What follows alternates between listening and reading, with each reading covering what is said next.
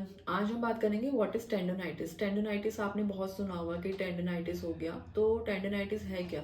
Basically tendonitis is inflammation in tendon. अगर आपके tendon में इन्फ्लेमेशन हो जाती है तो उसको टेंडोनाइटिस कहा जाता है। और ये किस वजह से होती है? या तो आपका कुछ ओवर स्ट्रेस्ड हो गया, ओवर स्ट्रेन्ड आ गया उसकी वजह से, या फिर एजिंग की वजह से। अगर आपकी एज ज़्यादा है तब भी टेंडोनाइटिस की प्रॉब्लम हो जाती है, कोई इंजरी हो गई। तो बेसिकली मैंने आपको बताया कि टेंडन में आपके इन्फ्लेमेशन जो ना, तो सबसे पहला क्वेश्चन आता है कि व्हाट इज टेंडन। टेंडन होता क्या है?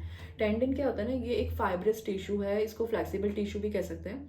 और इसका मेनली जो काम होता है ना, वो होता है आपका basically connect of muscle to bone. मतलब मसल्स को, मसल और बोन का कनेक्शन जो होता है उसको टेंडन कहा जाता है।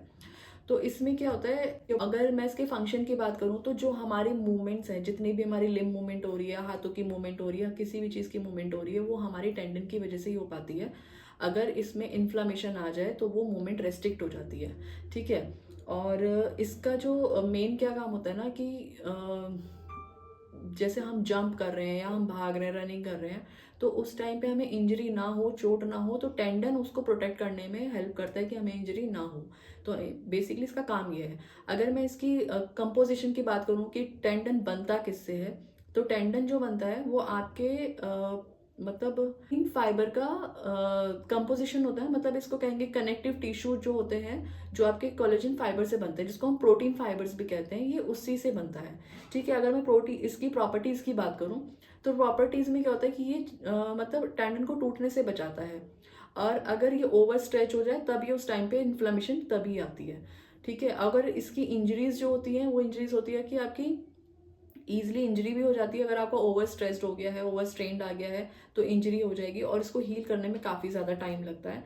तो आपने सुना होगा कि रोटेटर कफ टेंडोनाइटिस हो गया या फिर इस तरह से। तो ये सब चीज़ें आपकी तब होती है जब इंजरी हो जाती है और उसको हील करने में काफ़ी टाइम लग जाता है।